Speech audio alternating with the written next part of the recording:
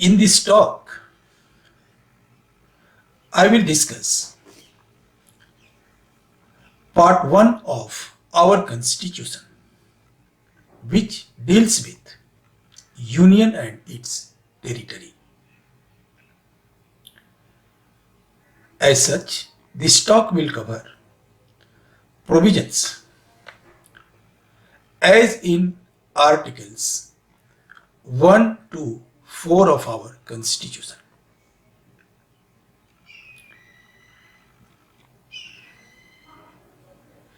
It will be interesting for you to know that a somewhat sophisticated distinction is sure to be made in the legal circle between the Union of India and the Indian territory. It simply means, is there any portion of Indian territory today which is not part of the Indian Union?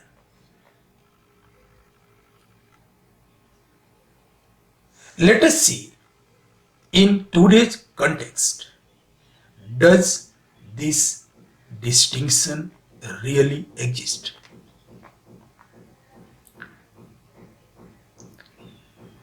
According to clause 1 of the first article of the Constitution, India, that is Bharat, is a union of states. According to clause 2 of the same article, the territory of India comprises the territories of the states, the union territories, and such other territories as may be acquired. From this provision, you may see that the distinction exists between what is Indian Union and what is Indian territory.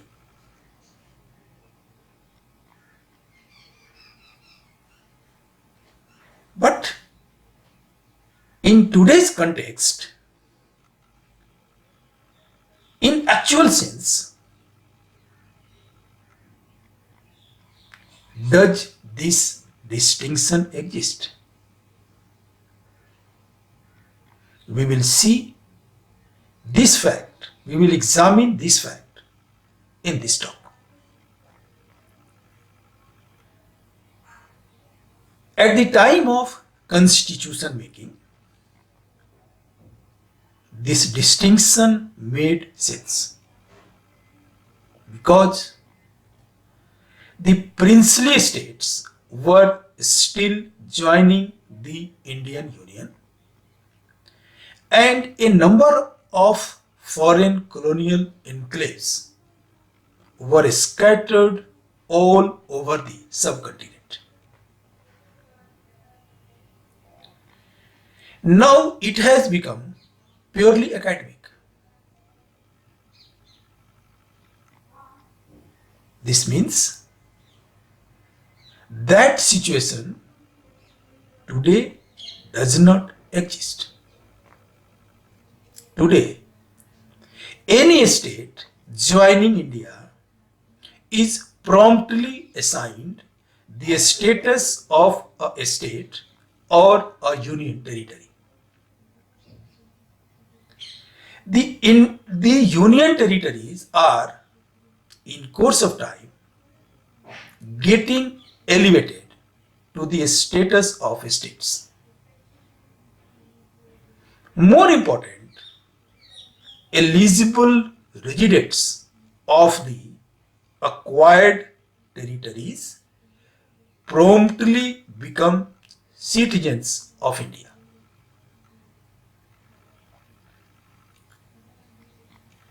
The territories of the Indian Union are defined and detailed in Schedule 1 to the Constitution. As on date, the number of states and union territories is 28 and 8 respectively. The states are Andhra Pradesh, Arunachal Pradesh, Assam, Bihar, Chhattisgarh, Goa, Gujarat, Haryana, Himachal Pradesh, Jharkhand, Karnataka, Kerala, Madhya Pradesh, Maharashtra, Manipur, Meghalaya, Mizoram, Nagaland, Odisha, Punjab, Rajasthan, Sikkim, Tamil Nadu, Telangana, Tripura, Uttar Pradesh, Uttarakhand, and West Bengal. The Union territories are Andaman and Nicobar Islands, Chandigarh, Dadra and Nagar Haveli, and Daman and Diu, Delhi, Jammu and Kashmir, Ladakh, Lakshadweep, and Puducherry. But the picture was different on 26 January 1950 when the Constitution was proclaimed. In the first place, the size of India's territory was smaller. The Indian Republic that was inaugurated on that day comprised the Indian Dominion that was created by partitioning British India on 14th August 1947, 554 princely states that joined the Indian Dominion till 26 January 1950, and the Naga tribal area that was taken over by India, and that constitutes the Tuen Sang district of the state of Nagaland today. Later, the French territories of Chandarnagar and Pondicherry were amicably transferred to India, and the Portuguese territories of Goa, Daman and Diu, and Dadra and Nagar Haveli were acquired through popular agitation and the application of a certain amount of force. In 1974, the Himalayan kingdom of Sikkim at India's northeast had a democratic revolution and decided to join India.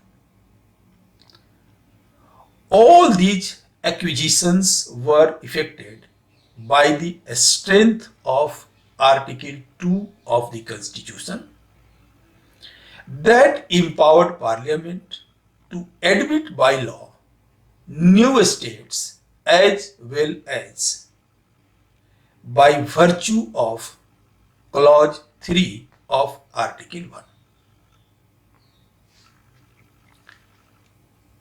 But for some minor border adjustments with Bhutan and Pakistan, both in the east and in the west, and occupation of a part of Kashmir by Pakistan and China, and the running border dispute with China over her northern frontier, India has not lost any territory so far.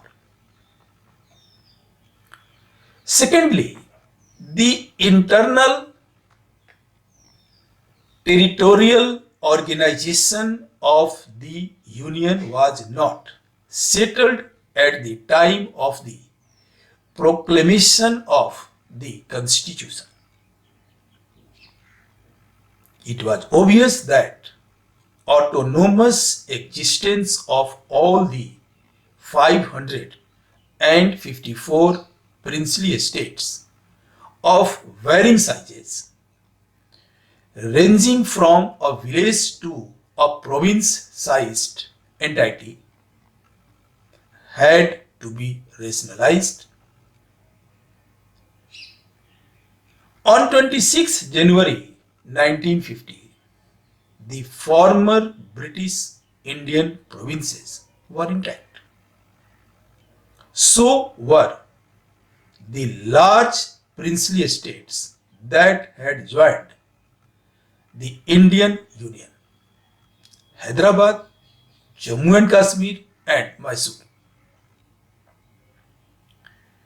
The small princely estates were either merged with neighboring provinces or grouped together to form four kinds of units of the Indian Union: Part A, Part B, Part C, and Part D estates. In 1956, there was a major reorganization of estates, leading to the formation of only two kinds of units: states and union territories. Several reorganizations involving territories and constitutional status occurred in the subsequent years. This was done by means of Article 3 of the Constitution, that empowered Parliament to form a new state by separation of territory from any state, or by uniting two or more states or parts of states, or by uniting a territory to a part of a state, increase the area of any state, diminish the area of any state, alter the boundaries of any state, and alter the name of any state, provided that a bill to effect any of these is presented to Parliament on the recommendation of the President after his taking of the view of the affected state or states. The 1956 reorganization is somewhat mistakenly called the linguistic reorganization of India. Actually, linguistic reorganization had started in 1953 with the creation of Andhra state. The States Reorganization Act 1956 effected extensive territorial transfer, but did not create a new state, but it gave a boost to the process of formation of linguistic states. In 1960, Maharashtra and Gujarat were constituted as separate states by splitting the erstwhile state of Bombay. In 1966, Punjab and Haryana were separated, and a part of the United Punjab went into the constitution of Himachal Pradesh. Before that, in 1963, started the process of the formation of what can be called ethnic states. In 1963, Nagaland was carved out of the state of Assam. In 1970, An autonomous state of Meghalaya was further carved out of Assam. In 1972, that autonomous state became a full-fledged state. Arunachal Pradesh and Mizoram were carved out of Assam in the same year and constituted into two union territories to become full-fledged states in 1987. Two more ethnic states, Chhattisgarh and Jharkhand, and a regional state, Uttarakhand, were created in 2000. Telangana was created on 2nd June 2014 from 10 former districts of northwestern Andhra Pradesh. The number of states also increased with the joining of Sikkim and the promotion of union territories, or as in the case of Goa, of a part of a union territory to a statehood. At present, demands for statehood are mainly focused on the size of a state and regional imbalance. In August 2019, the Parliament of India passed the Jammu and Kashmir Reorganization Act 2019, which contains provisions to reorganize the state of Jammu and Kashmir into two union territories, Jammu and Kashmir and Ladakh, effective from 31st October 2019.